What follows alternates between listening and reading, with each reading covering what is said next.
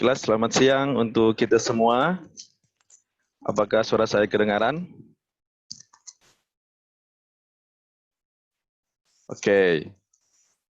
Selamat siang bagi kita semua. Puji syukur kita panjatkan kepada Tuhan atas berkat-Nya, penyertaan-Nya kepada kita, sehingga pada siang ini lagi kita diberikan kesempatan untuk berkumpul melalui program ini, melalui aplikasi Zoom. Kita akan mempelajari firman Tuhan dengan series pembahasan pada saat ini, yaitu When Future Rhymes with History, yang akan dibawakan oleh Pendeta Roy Pitoy. Dan sebelum kita akan mulai pembelajaran kita pada siang ini, ada beberapa pengumuman. Bagi yang memiliki pertanyaan terkait pembahasan, bisa langsung chat ke host atau co-host dengan menggunakan nama asli. Ya, jadi harus menggunakan nama asli. Dan bila Anda ingin didoakan ataupun ada yang ingin Bible study lanjutan, mau konsultasi terkait pembahasan, bisa langsung chat ke nomor WhatsApp 0896 34 38 41 1655. Sekali lagi 0896 38 41 1655. Baiklah, sebelum kita akan mulai pembahasan kita pada siang ini, dimohonkan untuk saudara-saudari semua kita mempersiapkan Alkitab kita berdoa dalam hati kita agar program kita, acara kita pada siang ini bisa berjalan dengan baik.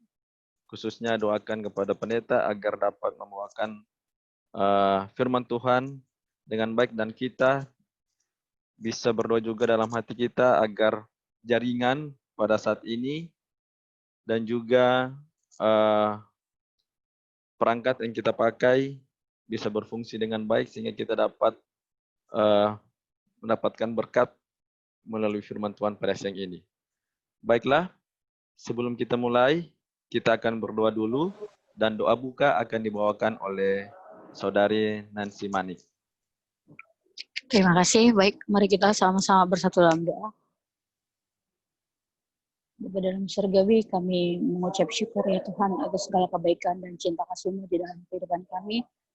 Kami juga bersyukur ya Tuhan atas kesempatan yang boleh kami miliki pada siang hari ini. Di mana satunya Tuhan, kami siap untuk mendengarkan firman-Mu. Tolong urapi kami masing-masing dengan mengirimkan Roh Kudus-Mu, agar apapun yang kami dengarkan ya Tuhan, kami boleh mengerti, dan yang terpenting kami boleh hidupkan di dalam kehidupan kami sehari-hari. Oleh sebabnya Tuhan, kami berdoa khusus untuk Pendeta Pitoy yang akan membagikan firman. Tolong Engkau urapi hamba-Mu ini agar dia boleh berkata-kata sesuai dengan kehendak-Mu. Sehingga kami yang boleh mendengarkan pada siang hari ini boleh semakin banyak belajar dari firman-Mu. Bapak yang baik, kami juga berdoa secara khusus untuk koneksi masing-masing kami, khususnya Pendeta Roy. Berkati ya Tuhan, sehingga keinginan-keinginan dan maksud setan dan pekerjaan mereka yang untuk menghambati kami ya Tuhan, untuk tetap belajar firman-Mu, boleh terjauhkan dari kami. Dan kami juga berdoa untuk masing-masing kami ya Tuhan yang sudah bergabung pada siang hari ini, tolong berkati, sehingga kami boleh mendapatkan berkat yang khusus dan memiliki kesempatan di hari-hari berikut. Berkehendaklah ya Tuhan dalam Bible study kami dalam siang hari ini. Jadilah kehendak-Mu di dalam Yesus kami mengucap syukur. Amin. Amin. Terima kasih Kak Nancy. Baiklah, saudara-saudara, kita akan mulai pembahasan kita pada siang ini.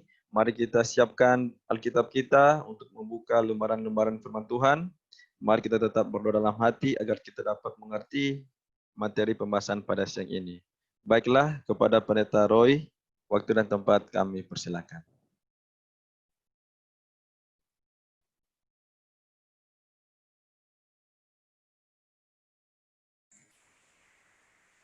Pendeta, sorry, mute. Pendeta unmute dulu. Iya. Oke. Oke, saudara bisa dengar suara saya? Bisa ya? Bisa, pendeta. Ya. Oke. Shalom, selamat siang. Senang bisa berjumpa lagi dengan saudara pada siang hari ini. Ya, kita percaya bahwa kasih karunia Tuhan yang membuat kita bisa terus bersama-sama, ya, dan kerinduan saudara untuk mempelajari firman Tuhan memberikan kekuatan kepada tim Bible Study dari God's Word Ministry maupun ada tertulis untuk terus bekerja melayani saudara-saudara. Baiklah saudara-saudara, kita tidak buang banyak waktu. Mari kita tunduk kepala sekali lagi memohon kuasa Roh Kudus untuk hadir bersama-sama dengan kita. Ya Tuhan Allah yang bertakhta di dalam kerajaan surga, kami bersyukur untuk satu kesempatan yang Engkau berikan kepada kami di tengah-tengah kesibukan kami pada hari ini. Kami mau berhenti sejenak dari segala kesibukan itu. Kami mau datang mencari Tuhan melalui mempelajari firman-Mu. Engkau berjanji, apabila engkau kekurangan hikmat, mintalah, maka Tuhan akan mengabulkan kami hikmat.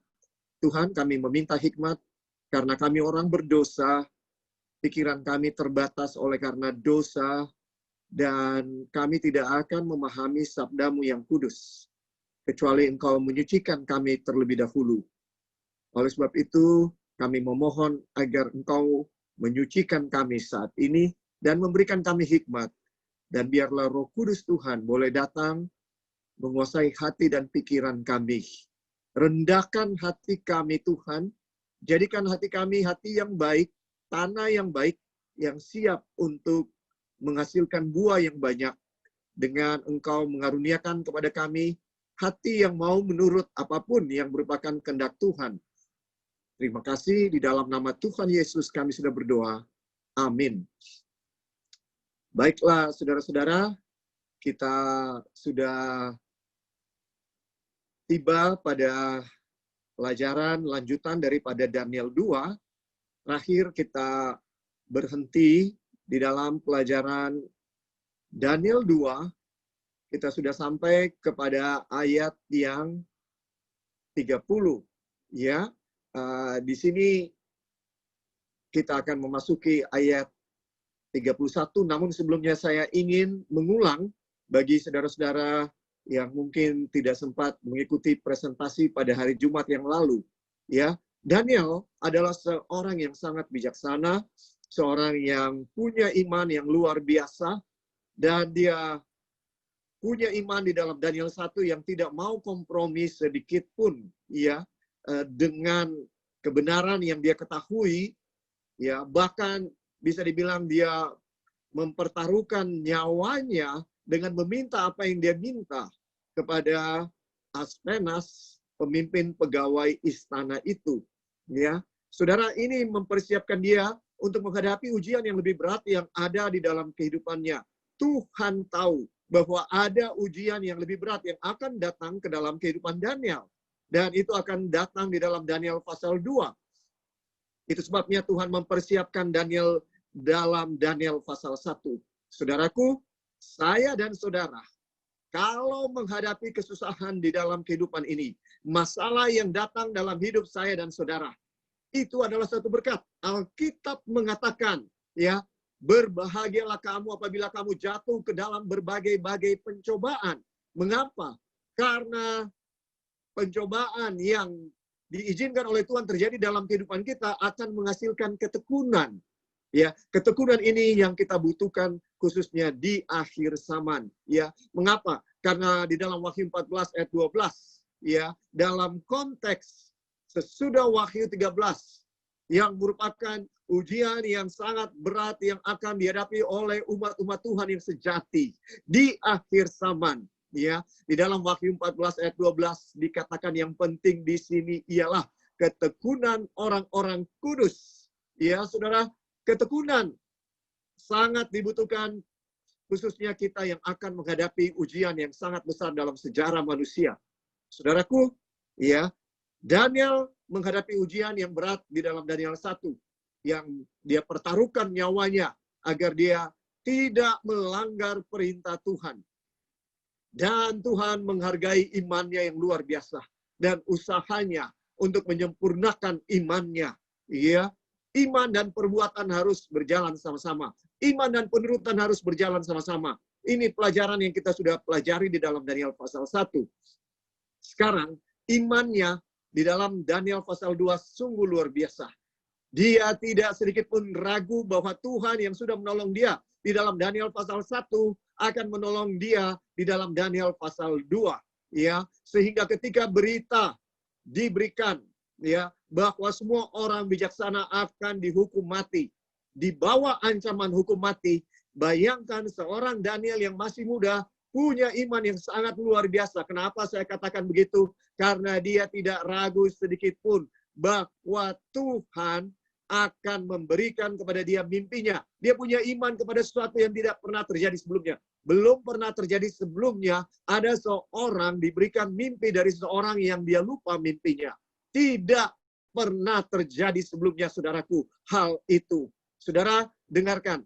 Apakah saya dan saudara punya iman kepada sesuatu yang belum pernah terjadi sebelumnya dalam hidup saya maupun hidup orang lain?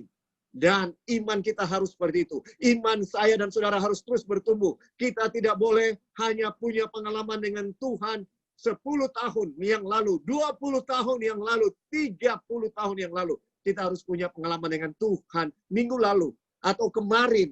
Ya, saudaraku, kita harus punya pengalaman dengan Tuhan setiap hari dalam kehidupan kita. Dan saudaraku, pada saat ini, kita lihat bagaimana iman dari Daniel yang luar biasa. Bayangkan, saudara, dalam ancaman hukuman mati. Ya, nggak beda-beda jauh dengan COVID-19. Kita ini di bawah ancaman hukuman mati. Ketika kita ke pasar, kita bisa saja terjangkit. Ketika kita ke Indomaret, kita bisa saja terjangkit. Tapi setiap hari kita harus ke pasar. Setiap hari kita harus membeli dari tukang sayur. Itu semua ada resiko. Kita sedang di bawah ancaman hukuman mati. Ya, saudara lihat apa teladan yang diberikan oleh Daniel ketika dia mendengar bahwa dia dan semua teman-temannya, orang-orang bijaksana, akan dihukum mati oleh karena raja sedang marah. Ya, ini yang dilakukan oleh Daniel. Tidak sedikit pun dia panik. Tidak sedikit pun dia panik. Dia tahu apa yang harus dia perbuat. Oleh karena dia punya hubungan yang intim dengan Tuhan, dia punya keyakinan bahwa Tuhan akan menolong dia. Dia bertemu dengan Ariok, ya, dan dia bertanya, menanyakan mengapa, ya, titah yang begitu keras dikeluarkan oleh raja karena raja merasa dibodohi, ya, dia membayar dan memberikan fasilitas yang luar biasa kepada paranormalnya, ya, orang-orang yang dianggap mempunyai kelebihan daripada orang biasa, punya indera yang keenam, punya kemampuan supernatural, tapi ternyata semua itu tidak ada artinya. Saudaraku, saya mau sampaikan, masih begitu banyak orang Kristen yang lebih percaya kepada paranormal daripada kepada firman Tuhan, kepada Tuhan. Masih begitu banyak orang Kristen ketika punya masalah apapun, baik kesehatan maupun masalah bisnis, masalah apapun, mereka bukannya datang kepada Tuhan, mereka pergi kepada paranormal. Dengarkan, ya, Daniel 2 menyatakan kepada kita bahwa paranormal itu tidak punya kekuasaan apa-apa, saudara. Ya, nah sekarang banyak paranormal yang klaim bahwa dia punya karunia yang keenam dari Tuhan. Bagaimana kita menyikapi hal ini? Saudara, firman Tuhan bilang, ujilah setiap roh. Ya, dia bisa saja mengklaim bahwa dia punya karunia dari Tuhan, tapi saudara dengarkan, ya, Tuhan tidak mau umatnya sakit. Tapi setan bisa memberikan penyakit. Dengarkan, ya, itu yang terjadi di dalam cerita Ayub. Kita sudah tahu bahwa ketika Tuhan izinkan, ya, setan untuk menjamah Ayub, karena ketika hartanya diambil habis, Ayub tetap setia kepada Tuhan. Bahkan 10 anaknya meninggal, Ayub tetap setia kepada Tuhan. Maka sekarang setan meminta supaya dia boleh menjamah tubuh daripada Ayub. Ada orang-orang yang walaupun ke dokter, tidak akan bisa disembuhkan. Kenapa? Karena ini penyakit bukan penyakit yang memang oleh karena masalah kesehatan biasa. Tapi ini penyakit disebabkan oleh setan. Dan kenapa orang masih percaya sampai hari ini kepada paranormal? Karena tentunya ada keberhasilan ya yang bisa meyakinkan orang untuk tetap pergi kepada paranormal. Tapi kalau saya dan saudara ini percaya kepada Tuhan, ya lebih baik kita mati daripada kita pergi kepada paranormal untuk disembuhkan. Ya, karena itu artinya saudara, kita tidak percaya kepada Tuhan dan itu sangat berbahaya. Ya, saudara, kalau kita lebih memilih untuk percaya kepada paranormal, kembali saudara harus uji segala sesuatu dengan firman Tuhan. Ya, uji segala sesuatu dengan firman Tuhan. Kalau orang ini mengaku dia punya karunia dan dia berdoa dalam nama Yesus, kita pun tetap harus waspada. Ingat ayat yang saya sering kutip di sini di dalam Matius 7 ayat 22, pada hari terakhir banyak orang akan datang dan berkata, Tuhan, Tuhan, bukankah kami bernubuat demi namamu? Bukankah kami mengusir setan demi namamu juga? Dan mengadakan banyak mujizat demi namamu juga. Banyak orang Kristen mengklaim mendapat karunia dari Tuhan dan melakukan banyak mujizat. Tapi Tuhan berkata kepada mereka, aku tidak pernah mengenal kamu. Ya, mengapa? Karena walaupun mereka bisa mengadakan penyembuhan, tapi kehidupan mereka tidak sepenuhnya sesuai dengan firman Tuhan. Itu caranya kita menguji, ya saudara, segala sesuatu. Apakah kehidupan orang yang mengadakan penyembuhan ini sesuai dengan firman Tuhan? Apakah dia menuruti perintah-perintah Tuhan? Ya saudaraku, kenapa? Di dalam Yohanes 16 ayat 13, walaupun saya sudah pernah sampaikan ini, ya, tapi saya mau sampaikan sekali lagi, ya, karena ini sangat penting. Di dalam Yohanes 16 ayat 13, ya, firman Tuhan berkata, tetapi apabila ia datang berbicara mengenai Roh Kudus, yaitu Roh kebenaran, ia akan memimpin kamu ke dalam seluruh kebenaran, sebab ia tidak akan berkata-kata dari dirinya sendiri, tapi segala sesuatu yang didengarnya, itulah yang akan dikatakannya, dan ia akan memberitakan kepadamu hal-hal yang akan datang. Kalau Roh Kudus datang, kalau ada orang yang mengklaim bahwa dia memiliki karunia penyembuhan dari Tuhan, ya, dia mendapatkan karunia. Semua karunia rohani itu berasal dari Roh Kudus. Dan dikatakan di sini kalau Roh Kudus datang, ia akan memimpin orang itu ke dalam seluruh kebenaran. Apa itu kebenaran? Tuhan Yesus bilang, akulah jalan dan kebenaran dan hidup. Ya, kebenaran itu adalah Tuhan Yesus. Ya, apa maksudnya bahwa kebenaran itu adalah Tuhan Yesus? Tuhan Yesus bilang, inilah tubuhku, ya, yang dibagikan atau dipecah-pecahkan untuk kamu. Dan kita harus makan roti perjamuan yang melambangkan tubuh Yesus. Artinya semua ajaran Yesus, ya, harus kita hidupkan, ya. Dan ajaran Yesus ini semuanya tertulis di dalam Alkitab, ya. Inti dari Alkitab adalah Yesus, ya. Dengan kata lain, prinsip-prinsip kebenaran itu seluruhnya ada di dalam Alkitab. Dengan kata lain, ya, di dalam Yohanes 17 ayat 17 disebutkan, kuduskanlah mereka dalam kebenaran, firman-Mu adalah kebenaran. Jadi seluruh isi firman Tuhan, Alkitab ini harus dilakukan. Ketika Roh Kudus datang dalam hidup seseorang, Roh Kudus akan menuntun dia ke dalam seluruh kebenaran yang ada di dalam Alkitab. Saudaraku, ini yang bisa disampaikan. Ketika seseorang mengklaim bahwa dia punya karunia untuk menyembuhkan, dia harus hidup sesuai dengan kebenaran Alkitab. Ya, dan kebenaran Alkitab ini kalau diperas, saudaraku, maka kebenaran Alkitab ini ada di dalam 10 hukum. Ya, kasih kepada Allah, kasih kepada sesama adalah seluruh kesimpulan daripada kebenaran yang ada di dalam Alkitab. 10 hukum adalah intinya. Apa saya punya ayat untuk mendukung itu? Mari kita buka di dalam Mazmur 119. Mazmur 119, firman Tuhan berkata, ya, ayat yang ke-142. Dengarkan firman Tuhan ini.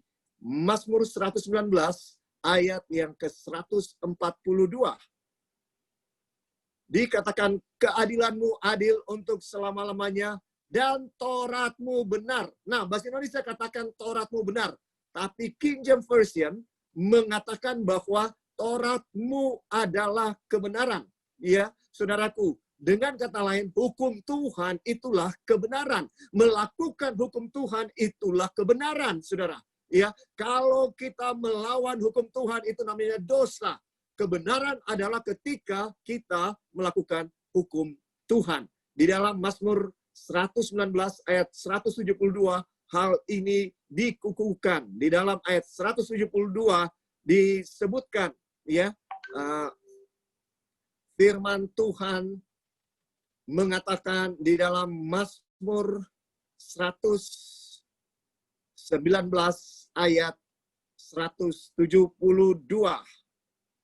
Biarlah lidahku menyanyikan janjimu, sebab segala perintahmu benar. Sekali lagi, bahasa Indonesia mengatakan sebab segala perintahmu benar. Tapi King James Version, ya, King James Version mengatakan sebab segala perintahmu adalah kebenaran. Jadi, saudaraku, ya, yang disebut dengan kebenaran, ketika roh Tuhan, roh kebenaran itu datang, ya, dia akan menuntun kita ke dalam seluruh kebenaran yang ada di dalam Alkitab, yang diajarkan dalam Alkitab, dan juga seluruh hukum-hukum Tuhan. Ya, saudaraku, 10 hukum ini dan hukum-hukum yang diberikan oleh Tuhan di dalam Alkitab. Ya, ini yang bisa saya sampaikan. Ya, saudaraku, ya, jangan pernah pergi kepada paranormal.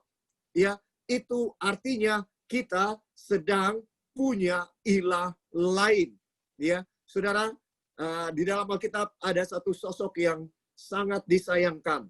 Dia umat Tuhan, dia bahkan raja yang pertama daripada Israel. Ya, bayangkan raja pertama dari Israel.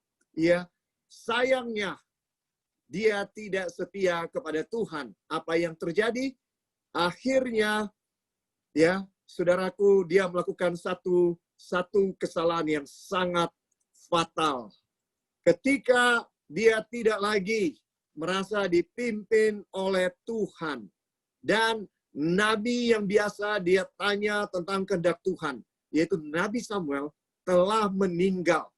Maka, ya, dia berusaha mencari petunjuk dari paranormal, dari dukun, yang bisa memanggil arwah orang mati. Apa yang terjadi?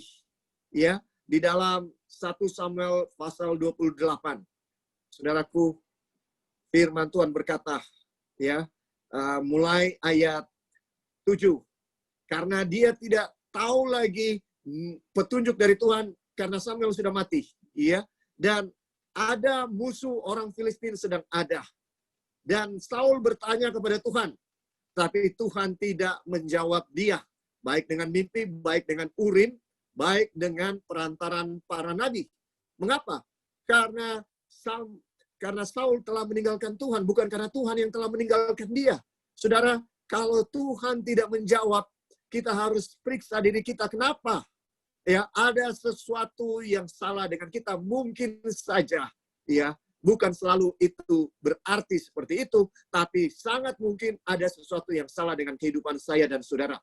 Di dalam 1 Samuel 28 ayat 7, lalu berkatalah Saul kepada para pegawainya, carilah bagiku seorang perempuan yang sanggup memanggil arwah, maka aku hendak pergi kepadanya dan meminta petunjuk kepadanya. Para pegawainya menjawab dia, di Endor ada seorang perempuan yang sanggup memanggil arwah. Saudara, inilah ahli nujum, ya, orang yang memiliki kemampuan indera keenam katanya, ya, yang bisa berhubungan dengan dunia orang mati. Dengarkan, Alkitab melarang praktek seperti ini. Ya, memanggil arwah adalah sesuatu yang sangat dikecam, yang sangat tidak diperkenan oleh Tuhan. Ya, saudara, bisa dikatakan Tuhan benci, ya. Tuhan marah, Tuhan tidak senang ketika umat-umat Tuhan, ya, pergi kepada arwah untuk meminta petunjuk. Ya, karena dia adalah Tuhan kita, kenapa kita harus pergi kepada arwah? Di dalam Imamat 19 ayat 31 dikatakan, janganlah kamu berpaling kepada arwah atau kepada roh-roh peramal. Janganlah kamu mencari mereka dan dengan demikian menjadi najis karena mereka. Akulah Tuhan Allahmu. Ya, saudara, dengarkan.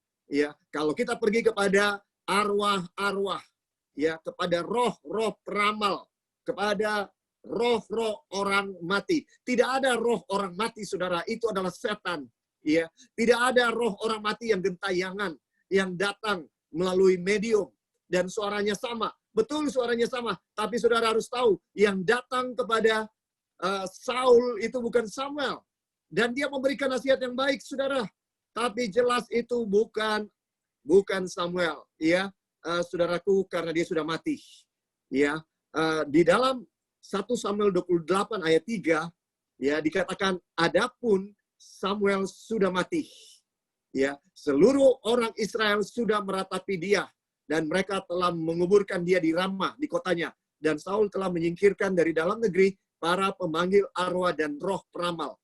Jadi Saul sebenarnya sudah, ya, melarang para pemanggil arwah dan roh peramal. Dia larang, dia melakukan sesuatu yang baik sebenarnya. Tetapi ketika Samuel sudah mati dan dia tidak mendengarkan lagi jawaban daripada Tuhan, yang dia lakukan seharusnya ketika dia tidak lagi mendapatkan jawaban dari Tuhan, dia harus berdoa terus. Karena Tuhan selalu tersentuh dengan orang yang merendahkan hati, merendahkan diri. Tuhan selalu tersentuh. Ya, Tuhan akan menjawab ketika kita sungguh-sungguh merendahkan diri. Tapi sayangnya dia tidak percaya untuk berdoa lagi dan berdoa lagi kepada Tuhan. Dia lebih memilih mengikuti kehendaknya sendiri untuk segera mencari petunjuk. Dan kalau petunjuk itu hanya bisa didapatkan oleh roh peramal, ya, yang memanggil arwah, dia tidak peduli. Saudara dengarkan, sering saya dan saudara seperti Saul, ya, ketika kita mencari petunjuk dari Tuhan tidak dapat, dan kita sudah terdesak dengan keadaan, akhirnya kita pergi kepada kehendak kita sendiri, cari jalan kita sendiri. Ya, lalu menyamarlah Saul. Ya, di dalam ayat 8, 1 Samuel 28, lalu menyamarlah Saul, ia mengenakan pakaian lain dan pergilah ia dengan 2 orang. Ketika mereka pada waktu malam sampai kepada perempuan itu, berkatalah Saul, cobalah engkau menenung bagiku dengan perantaran arwah, dan panggillah supaya muncul kepadaku orang yang akan kusebut kepadamu. Tetapi perempuan itu menjawabnya, tentu engkau mengetahui apa yang diperbuat Saul, bahwa ia telah melenyapkan dari dalam diri negeri para pemanggil arwah dan roh peramal. Mengapa engkau memasang jerat terhadap nyawaku untuk membunuh aku? Bahkan ia mempersembahkan anaknya sebagai korban dalam api, melakukan ramal dan telaah, dan menghubungi para pemanggil arwah dan para pemanggil roh peramal. Ia melakukan banyak yang jahat di mata Tuhan, sehingga ia menimbulkan sakit hatinya. Ayat 6, 2 Raja-Raja 21 ayat 6. Ya, saudara, dengarkan, ini yang dilakukan oleh Saul, ya, bisa dibilang. Dan di dalam 2 Raja-Raja 21 ayat 6 ini juga, ya, bisa dibilang yang dilakukan oleh Ahab, ya, Ahab. Jadi ini contoh orang-orang yang tidak percaya kepada Tuhan. Raja Israel yang tidak percaya kepada Tuhan dan melakukan ramal, pergi kepada paranormal, ya, Ahab, maupun dilakukan oleh Raja Saul. Apa yang terjadi, ya, ketika mereka melakukan ini? Saudaraku, mari kita lihat apa yang Alkitab katakan di dalam 1 Tawarik 10 ayat 13. Demikianlah Saul mati karena perbuatannya yang tidak setia terhadap Tuhan. Oleh karena ia tidak berpegang pada firman Tuhan, dan juga karena ia telah meminta petunjuk dari arwah. Saudara dengarkan, ya, ini yang terjadi kepada Saul karena dia meminta petunjuk kepada arwah. Sekali lagi, ya, saudara, bahwa Daniel pasal 2 menyatakan bahwa saya dan saudara jangan pernah percaya kepada yang lain selain percaya kepada Tuhan, kepada firman Tuhan, ya, saudaraku. Dan mari kita kembali kepada Daniel pasal yang kedua, ya. Dan kita melihat walaupun Daniel masih sangat muda, tapi Daniel ini punya iman yang sangat luar biasa kepada Tuhan. Dalam ancaman hukuman mati, dia tidak kehilangan akal, dia tidak panik, dia tahu apa yang dia harus perbuat, dia punya hubungan yang sangat erat dengan Tuhan, dia tahu bahwa Tuhan akan melindungi dia, tidak ada sedikit pun ketakutannya. Bayangkan saudara, ya, ketika dia pulang dan dia sampaikan kepada teman-temannya, mereka berdoa, ya, apa yang terjadi. Bisa nggak saudara bayangkan bahwa ada ancaman hukuman mati kepada saudara? Dan ancaman hukuman mati itu sedang segera akan menjadi kenyataan kepada saudara. Ya, bisa nggak saudara tidur? Ya, tapi Daniel dia pulang, dia sampaikan kepada teman-temannya di dalam ayat 20, ya, ayat 19, dan dia tidur. Dia tidur. Dari mana saya tahu dia tidur? Karena rahasia itu disingkapkan kepada Daniel dalam suatu mimpi. Kalau saudara tahu bahwa saudara sedang dalam ancaman hukuman mati, saudara akan dibunuh besok, ya, akan dibunuh semua orang bijaksana, ya, segera akan dibunuh karena raja sangat marah. Kira-kira Daniel bisa tidur sebelum dia dapat mimpi itu? Kenyataannya Daniel tidur. Ya saudara, dia punya perfect peace dengan Tuhan. Dia yakin Tuhan akan menolong dia. Saya bisa bayangkan kalau saya dalam keadaan seperti itu, saudara, maka saya tidak akan bisa tidur sampai Tuhan memberikan kepada saya mimpi itu. Tapi Daniel bisa tidur dengan tenang, ya, dan dia tahu Tuhan akan memberikan mimpi. Dia yakin sekali, saudara. Suatu iman yang patut kita teladani, suatu iman yang bisa memberikan kepada kita suatu inspirasi. Ini suatu iman yang hidup, bukan iman yang mati, saudara. Bahwa dia bisa tidur dengan tenang. Bayangkan, dalam ancaman hukuman mati, dia bisa tidur dengan tenang. Luar biasa sekali Daniel ini. Ya, dia punya karakter yang kuat, walaupun dia masih sangat muda. Dia punya keteguhan, ya, iman yang luar biasa kepada Tuhan. Tidak sedikit pun dia ragu akan kuasa dan kasih Tuhan di dalam kehidupannya, ya. Dan dia selalu memuji Tuhan, ya. Yang pertama, itulah yang dia sampaikan. Dia nggak bilang bahwa dia seorang yang hebat, tidak, saudara, ya. Tapi inilah jawabannya ketika dia ditanya oleh raja, ya. Bayangkan, ya.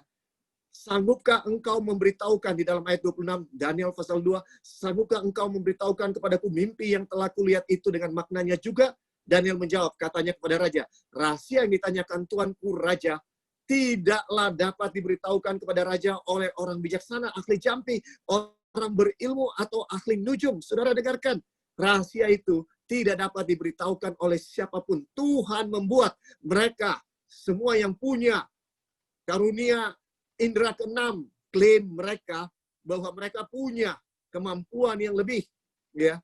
Tuhan sengaja membuat mereka tidak bisa berbuat apa-apa, saudara, ya. Tetapi di surga ada Allah yang menyingkapkan rahasia-rahasia. Ia telah memberitahukan kepada tuanku Raja Nebukadnezar apa yang akan terjadi pada hari-hari yang akan datang.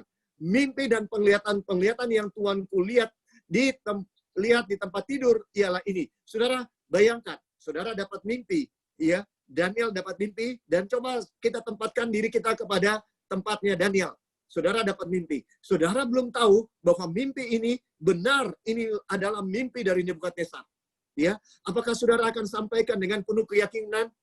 Daniel, kalau kita baca kata-katanya di sini, tidak sedikit pun dia ragu bahwa apa yang dia mimpikan itu benar adalah mimpi daripada Nebukadnezar. Mengapa? Karena dia punya hubungan yang erat dengan Tuhan. Saudara, dia tahu bahwa ini suara dari Tuhan, bahwa mimpi yang dia terima ini mimpi dari Tuhan. Ya, dia tidak ragu sedikit pun, ya, dengan keyakinan yang teguh. Dia katakan di dalam ayat 29, sedang tuanku ada di tempat tidur, ya tuanku raja. Timbul pada tuanku pikiran-pikiran tentang apa yang akan terjadi di kemudian hari. Dan dia yang menyingkapkan rahasia-rahasia telah memberitahukan kepada tuanku apa yang akan terjadi. Jadi ketika Daniel berkata, tuanku, Tuhan sedang ada di tempat tidur saudara, dan Tuhan sedang memikirkan hal-hal yang akan datang. Saudara, dengarkan, ya, bahwa baru saja Daniel mengatakan itu, saya yakin, Nebukadnezar bilang, iya, betul, saya sedang memikirkan masa yang akan datang. Ya, dia langsung tahu bahwa benar-benar Daniel ini punya karunia yang luar biasa.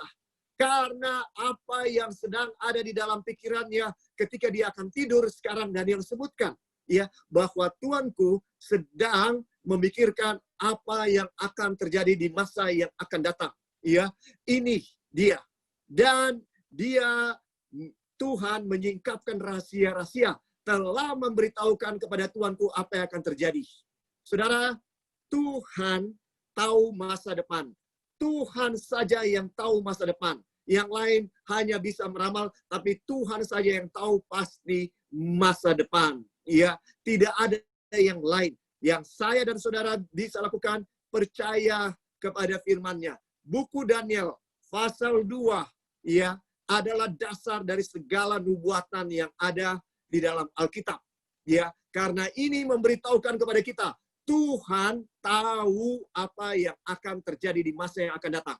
Ya, kalau ada orang bertanya kepada saudara, oh well, saudara orang Kristen ya, saudara percaya kepada Alkitab ya, apa yang bisa saudara jawab kalau dia bertanya, bagaimana saudara yakin bahwa firman Tuhan, Alkitab itu adalah firman Tuhan?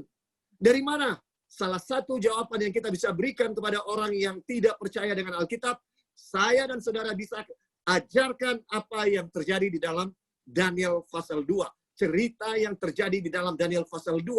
Ya, mengapa? Mari kita ikuti. Ya, adapun kepadaku telah disingkapkan rahasia itu, bukan karena hikmat yang mungkin ada padaku melebihi hikmat semua orang yang hidup, tetapi supaya maknanya diberitahukan kepada Tuanku Raja, dan supaya Tuanku mengenal pikiran-pikiran Tuanku. Saudara dengarkan, Daniel punya karakter yang luar biasa. Dia katakan bahwa kalau saya bisa tahu seluruh ya mimpi ini, bukan karena kepintaran saya. Ya, saudara dengarkan, kenapa Tuhan memberikan kemuliaan yang begitu tinggi kepada Daniel. Karena Daniel ini seorang yang sangat rendah hati. Saudara dengarkan, kalau saya dan saudara mau dimuliakan oleh Tuhan, kalau kita mau memuliakan Tuhan, saudara dan saya harus merendahkan diri. Daniel punya karakter yang luar biasa.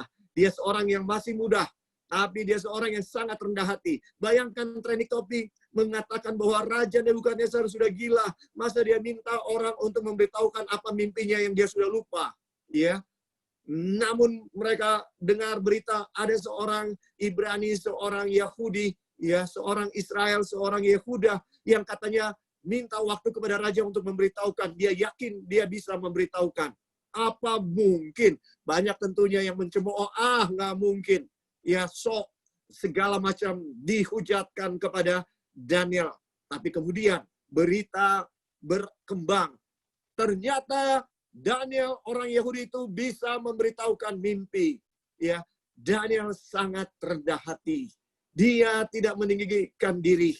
Dia mengatakan bukan karena saya lebih pintar dari semua orang yang lain. Bukan. Ya, sekali lagi, kenapa dia sangat pintar? Karena dia sangat rendah hati, saudaraku. Orang yang rendah hati dimuliakan Tuhan. Ya, dengarkan. Ya, apa yang dia sampaikan di sini menggambarkan kepada saya dan saudara. Ya, karakter daripada Yesus. Yesus juga seorang yang sangat berhikmat, tapi dia juga sangat rendah hati. Ya, orang-orang yang sangat rendah hati dipermuliakan oleh Tuhan. Ya, orang yang pintar tapi tidak rendah hati tidak akan memuliakan Tuhan. Iya, saudara dan saya mungkin dikaruniakan oleh Tuhan dengan IQ yang tinggi, tapi ingat semua itu hanyalah titipan dari Tuhan. Itu bukan milik kita. Ya, saudara yang dikaruniakan dengan harta yang melimpah, ingat kembali bahwa itu semua hanyalah titipan dari Tuhan. Tidak ada yang perlu kita lakukan, ya, kita berlebihan. Tidak perlu berlebihan, saudara. Semua yang diberikan oleh Tuhan hanya satu tujuannya, supaya kita memuliakan Tuhan, supaya kita jadi berkat bagi orang. Jangan kita tahan untuk diri kita sendiri, apapun itu.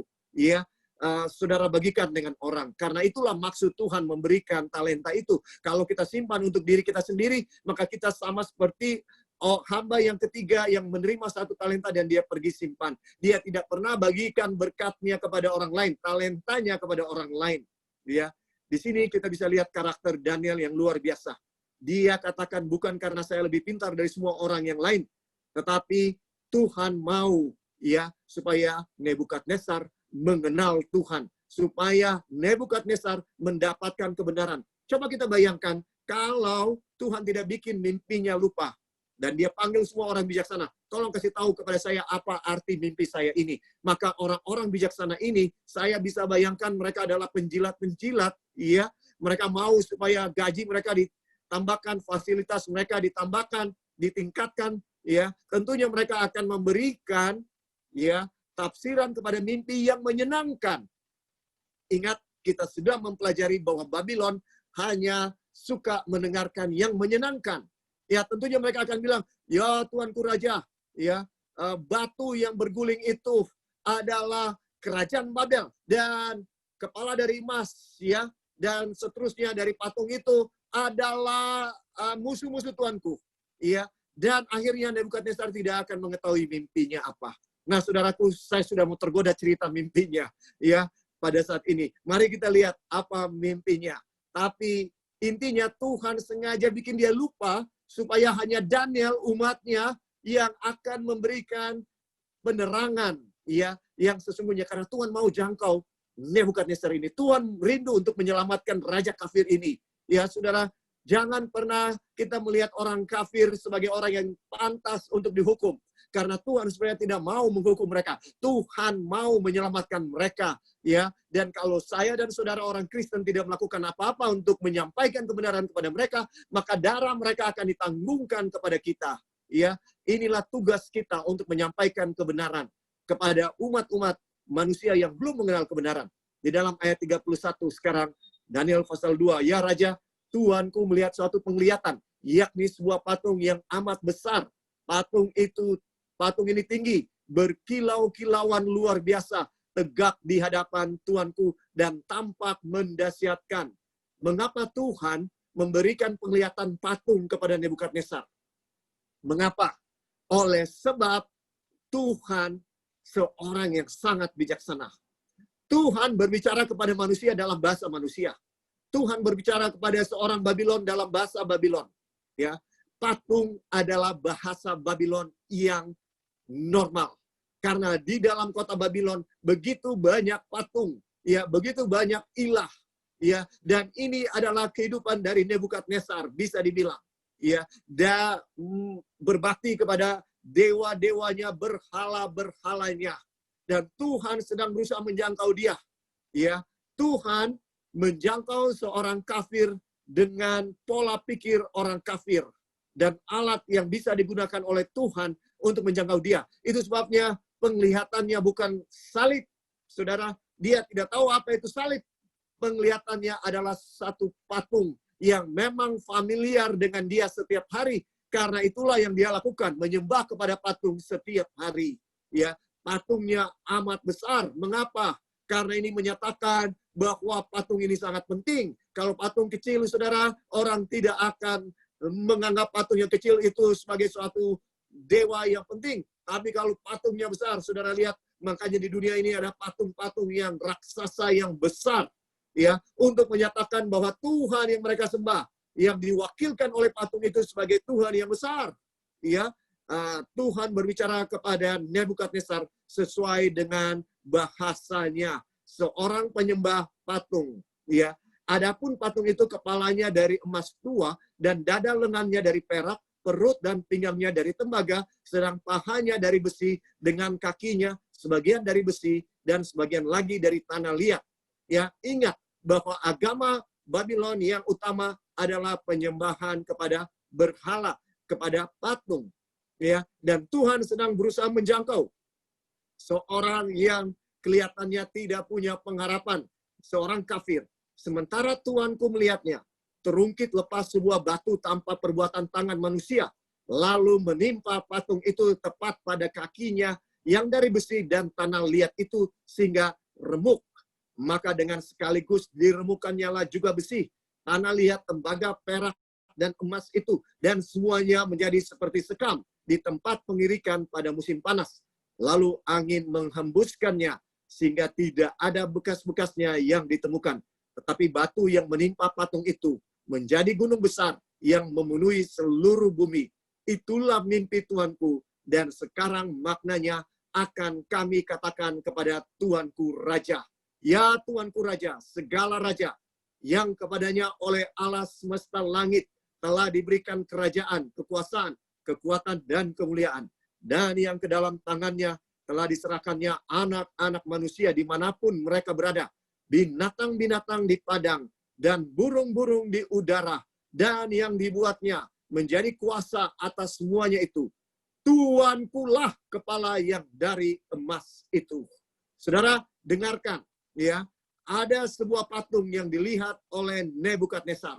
Dan patung ini kepalanya dari emas, dada dan tangannya dari perak, perut dan pahanya dari tembaga, kakinya dari besi, dan telapak kakinya dari besi campur tanah liat. Kemudian tanpa pertolongan tangan manusia, sebuah batu terungkit dan terlepas dan menghancurkan patung ini di telapak kakinya. Nah, kenapa saya katakan telapak kakinya? Karena di dalam bahasa aslinya, ya, ini dibedakan memang. Tapi di bahasa Indonesia tidak dibedakan. Ya, di dalam bahasa aslinya ada perbedaan antara kaki dan telapak kaki. Ya, sayangnya ini tidak disebutkan dalam bahasa Indonesia. Ya, tapi di dalam bahasa aslinya, leg of iron itu menyatakan kaki. Sementara feet of iron and clay menyatakan telapak kaki, ya, besi campur tanah liat. Dan batu itu menghancurkan besi campur tanah liat yang menyatakan ada kerajaan-kerajaan yang muncul. Dan kepala dari emas itu, Daniel sebutkan dengan jelas, ya, bahwa kepala dari emas itu adalah Tuanku. Ya, Tuankulah kepala dari emas itu. Dengan kata lain, Raja Nebukadnezar maupun kerajaan Babylon adalah lambang dari kepala dari emas ini. Di dalam Daniel 2 ayat 38. Ya, Babylon kepala daripada patung ini. Ya, saudaraku, sekarang di dalam ayat 39. Tetapi sesudah Tuanku akan muncul suatu kerajaan lain yang kurang besar dari kerajaan Tuanku. Kemudian satu kerajaan lagi, yakni yang ketiga dari tembaga yang akan berkuasa atas seluruh bumi. Sesudah itu akan ada suatu kerajaan yang keempat, yang keras seperti besi, tapi seperti besi yang meremukkan dan menghancurkan segala sesuatu, dan seperti besi yang menghancur lulukan. Maka kerajaan ini akan meremukkan dan menghancur lulukan semuanya.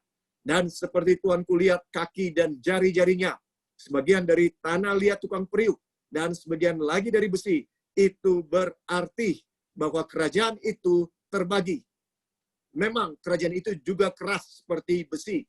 Sesuai dengan yang Tuanku lihat, besi itu bercampur dengan tanah liat. Tetapi sebagaimana jari-jari kaki itu sebagian dari besi, dan sebagian lagi dari tanah liat, demikianlah kerajaan itu akan menjadi keras sebagian, dan rapuh sebagian. Seperti Tuanku lihat, besi bercampur dengan tanah liat.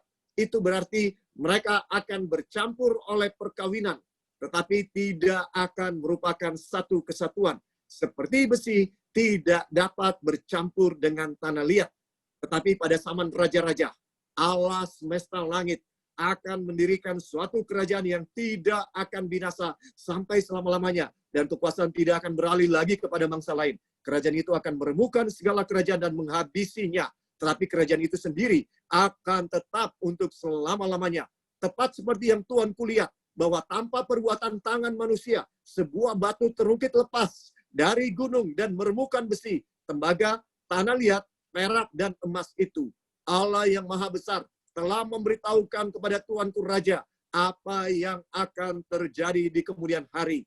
Mimpi itu adalah benar dan maknanya dapat dipercayai. Saudara dengarkan, ya, bahwa inilah mimpi yang dilihat oleh Tuanku Raja Nebukadnezar. Ya, dan diberitahukan apa maknanya. Saudaraku, mari kita lihat bahwa Daniel seorang yang penuh dengan integritas. Karakter Daniel sangat luar biasa. Mengapa? Saudara bayangkan, dia berada di hadapan Raja Nebukadnezar. raja dari kerajaan adikuasa yang ada pada saat itu. Berbeda dengan para ahli nujum, para orang pintar. Berbeda dengan kebiasaan yang dilakukan oleh orang-orang agama Babel yang kita sudah bahas, yang hanya mau mendengarkan yang menyenangkan saja. Ya, Daniel adalah seorang hamba Tuhan karena dia menyampaikan kebenaran. Ya, saudara bayangkan, dia ada di dalam istana yang megah, istana Babel dari Raja Nebukadnezar. Ya, dengan semua furniture yang tentunya akan memprovok kita, ya, yang tentunya akan membuat kita merasa kecil, ya, dengan istana yang megah. Itulah tujuannya. Semua orang akan merasa kecil di hadapan tata yang megah tentunya daripada kerajaan Babylon. Ya, kerajaan Babylon ini digambarkan sebagai kepala dari emas. Mengapa? Karena di Babylon emas itu seperti semen, ya, dipakai bertonton untuk melapisi kuil-kuil yang begitu banyak di Babel, ya, kuil-kuil dari dewa-dewa yang ada di Babel. Saudara, sekarang seorang umat Tuhan yang masih muda, Daniel, ada di hadapan raja dengan segala kemegahan taktanya yang terbuat dari emas, ya, dan kemuliaan daripada istananya dan kerajaannya dan kota Babel, ya. Tapi Daniel sedikit pun tidak terprovok, ya, tidak membuat Daniel merasa kecil. Ketika dia memberitahukan makna dari mimpi itu, dia sebutkan, sesudah Tuanku akan ada suatu kerajaan yang kurang besar dari kerajaan Tuanku. Saudara, tidak sedikit pun Daniel takut. Tidak sedikit pun Daniel takut untuk menyampaikan kebenaran ini.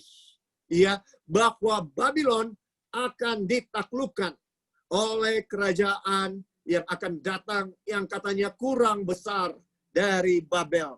Alkitab menubuatkan Daniel kerajaan yang besar, ya, Babylon kerajaan yang besar, yang megah itu akan ditaklukkan oleh suatu kerajaan yang lebih kecil, ya. Dan saudara, bahkan Alkitab memberitahukan siapa yang akan menaklukkan. Ini luar biasa, saudara. Ya, mari kita baca di dalam Yesaya 45 ayat 1. Di dalam Yesaya 45 ayat 1. Beginilah firman Tuhan. Inilah firmanku kepada orang yang kuurapi, kepada Kores yang tangan kanannya kupegang, supaya aku menundukkan bangsa-bangsa di depannya dan melucuti raja-raja, supaya aku membuka pintu-pintu di depannya, dan supaya pintu-pintu gerbang tidak tinggal tertutup. Aku sendiri hendak berjalan di depanmu, dan hendak meratakan gunung-gunung, hendak memecahkan pintu-pintu tembaga, dan hendak mematahkan palang-palang besi. Aku akan memberikan kepadamu harta benda yang terpendam, dan harta kekayaan yang tersembunyi, supaya engkau tahu bahwa akulah Tuhan Allah Israel, yang memanggil engkau dengan namamu.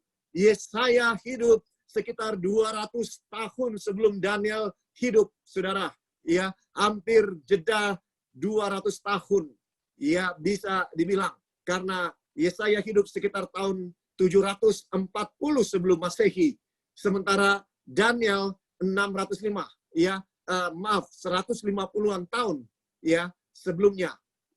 Kalau kita hitung ketika Kores, ya, ketika Kores ini bisa dibilang menaklukkan Babel itu hampir 200 tahun, ya, karena tahun 539, 538 Kores menaklukkan Babel yang sebenarnya tidak bisa ditaklukkan. Nah, di dalam Yesaya 44 telah disebutkan bahwa Tuhan memilih Kores, ya, di dalam ayat 28. Yesaya 44 ayat 28. Akulah yang berkata tentang Kores, dia gembalaku, segala kehendakku akan digenapinya, dengan mengatakan tentang Yerusalem, baiklah ia dibangun, dan tentang bait suci, baiklah diletakkan dasarnya. Tuhan telah memilih seseorang sebelum dia lahir. Namanya telah ditentukan, namanya Kores. Ya, saudaraku, ini sangat luar biasa. Dan ayat 27, ya, dikatakan bagaimana Kores akan menaklukkan Babel, menaklukkan Babylon. Akulah yang berkata kepada tubir lautan, jadilah kering. Aku mau mengeringkan sungai-sungaimu. Saudara, ini dikatakan bagaimana caranya Kores akan menaklukkan Babel, membebaskan umat Tuhan dari Babel. Akulah yang menguatkan perkataan hamba-hambaku dan melaksanakan keputusan-keputusan yang diberitakan utusan-utusanku yang berkata tentang Yerusalem. Baiklah ia didiami, dan tentang kota-kota Yehuda, baiklah ia dibangun. Aku mau mendirikan kembali reruntuhannya. Saudara, dengarkan. Ya, ini nubuatan diberikan 200 tahun sebelum Kores lahir, bisa dikatakan sebelum Kores menaklukkan Babel. Ya, 200 tahun.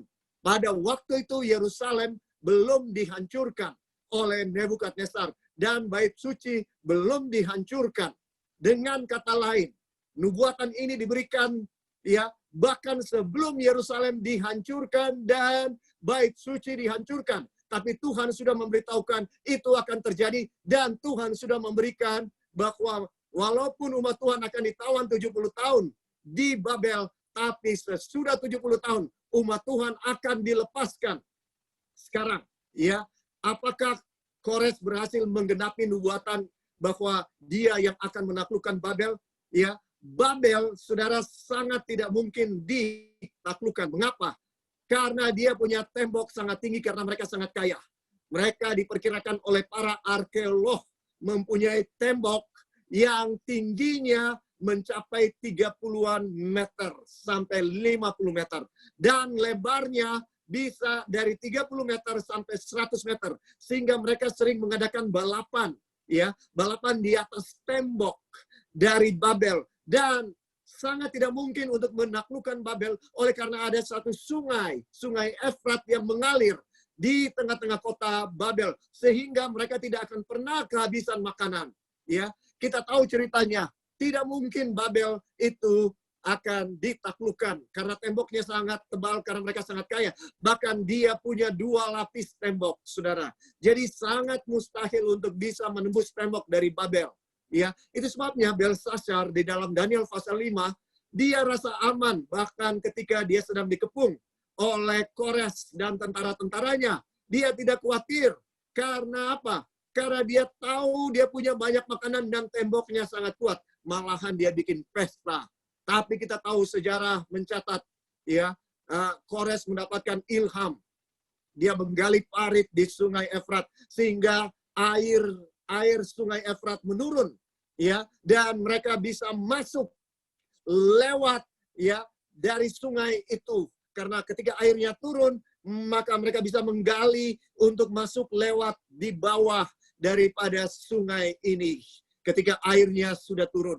Dan karena mereka sedang pesta, mereka tidak mengawasi ini. Karena bagi mereka tidak mungkin Babel ditaklukkan. Tapi sekali lagi, firman Tuhan, nubuatan Tuhan, tidak mungkin salah.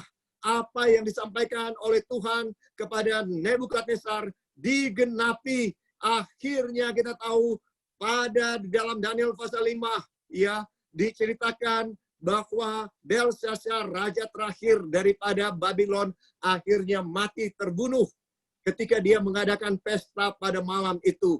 Karena apa? Karena Kores, ya, Kores sudah dinubuatkan oleh Tuhan untuk menaklukkan Babel, dan Kores, ya, yang melepaskan umat Tuhan daripada Babel. Mari kita lihat apakah nubuatan ini digenapi yang tadi di dalam Yesaya 44 yang mengatakan bahwa dia yang akan melepaskan umat Tuhan dan memberikan perintah supaya Yerusalem dibangun dan bait suci supaya kembali dibangun. Mari kita lihat di dalam Esra 1 ayat 1. Di dalam buku Esra 1 ayat 1. Pada tahun pertama zaman Kores, raja negeri Persia, Tuhan menggerakkan hati Kores, raja Persia itu untuk menggenapkan firman yang diucapkan oleh Yeremia, sehingga disiarkan di seluruh kerajaan Kores secara lisan dan tulisan pengumuman ini. Beginilah perintah Kores, raja Persia. Segala kerajaan di bumi telah dikaruniakan kepadaku oleh Tuhan, Allah semesta langit. ia menugaskan aku untuk mendirikan rumah baginya di Yerusalem yang terletak di Yehuda. Siapa di antara kamu termasuk umatnya, Allahnya menyertainya, biarlah ia berangkat pulang ke Yerusalem yang terletak di Yehuda dan mendirikan rumah Tuhan Allah Israel, yakni Allah yang diam di Yerusalem. Dan setiap orang yang tertinggal dimanapun ia ada sebagai pendatang, ia harus disokong oleh penduduk setempat dengan perak dan emas, harta benda dan ternak, di samping persembahan sukarela bagi rumah Allah yang ada di Yerusalem. Saudara dengarkan bahwa nubuatan yang disampaikan di dalam Ezra 200 tahun sebelum itu terjadi, digenapi, ya. Bahkan Kores namanya sebelum dia lahir sudah disebutkan, dan bagaimana dia akan melepaskan umat Tuhan sudah disebutkan dengan mengeringkan sungai. Saudara harus percaya kepada firman Tuhan, dan saya mau katakan, ya, saudara, bahwa Kores ini adalah anak dari raja Media yang punya selir seorang Persia.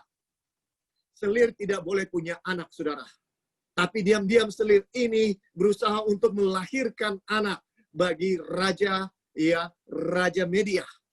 Dan ketika didapati bahwa selir ini mengandung, maka permaisuri dengan marah, ya, memerintahkan supaya anak itu harus dibunuh, ya, ketika dia dilahirkan, ya, dan didapati oleh permaisuri, maka dia memerintahkan kepada raja untuk membunuh anak ini. Dan cerita berapa versi tentang Kores. Akhirnya Kores dibawa, ya, oleh prajurit yang diperintahkan untuk mengeksekusi Kores. Namun ketika dia siap untuk membunuh Kores, tiba-tiba ada kilat di langit. Bagi orang dulu, ya, saudara-saudara, yang penuh dengan takyul, mereka percaya bahwa itu tanda yang tidak baik, bahwa dewa-dewa tidak menyetujui untuk membunuh Kores yang masih bayi ini.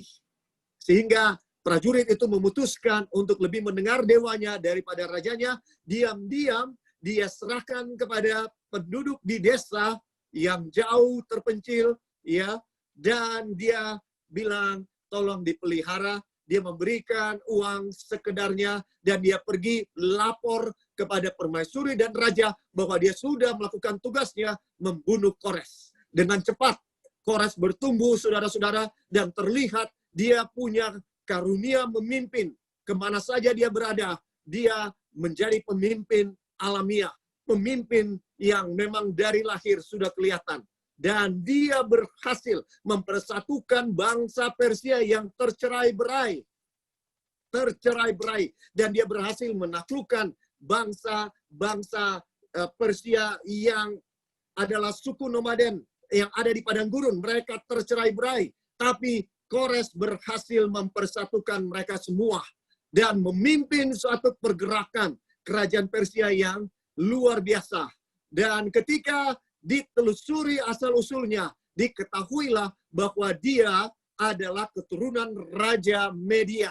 Dan Kores berhasil mempersatukan Media dan Persia pada akhirnya. Kores menjadi seorang raja yang sangat besar, sangat terkenal, ya, dan dia adalah seorang yang disebutkan sebagai seorang yang diurapi oleh Tuhan. Ya, saudara, di dalam Yesaya disebutkan dia adalah seorang yang diurapi Tuhan.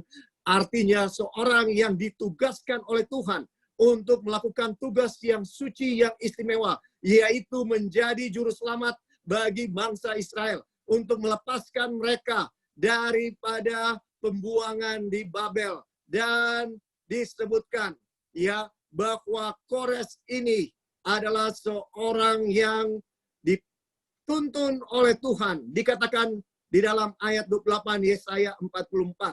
Akulah yang berkata tentang Kores, dia gembalaku. Segala kehendakku akan digenapinya. Ya, dia gembalaku. Kores ini adalah gembala, seorang yang diurapi. Artinya apa? Kores melambangkan Yesus. Saudaraku, saya dan saudara sedang ada dalam pembuangan di Babel di atas dunia ini. Tapi Tuhan Yesus berjanji, aku pergi ke situ untuk menyediakan tempat bagimu. Janganlah gelisah hatimu. Percayalah kepada Allah, percayalah juga kepadaku. Di rumah Bapakku banyak tempat tinggal. Aku pergi ke situ untuk menyediakan tempat bagimu. Dan apabila aku telah pergi ke situ dan telah menyediakan tempat bagimu, aku akan datang kembali dan membawa kamu ke tempatku. Supaya di tempat di mana aku berada, kamu pun berada. Saudara dengarkan, Kores melambangkan Yesus. Ketika Yesus mati di kayu salib, dia sedang melepaskan kita dari penjajahan di Babel. Ya, ketika dia mati di kayu salib, dia sedang melepaskan saya dan saudara. Sekarang dia sedang pergi untuk menyediakan tempat bagi saya dan saudara. Tapi dia akan datang kembali. Ini janji dia. Ini janji Tuhan Yesus. Dan dia tidak pernah berubah. Saudara percaya kepada nubuatannya. Percaya kepada janji-janjinya. Dia akan datang segera. Pertanyaan yang penting. Apakah saya dan saudara siap?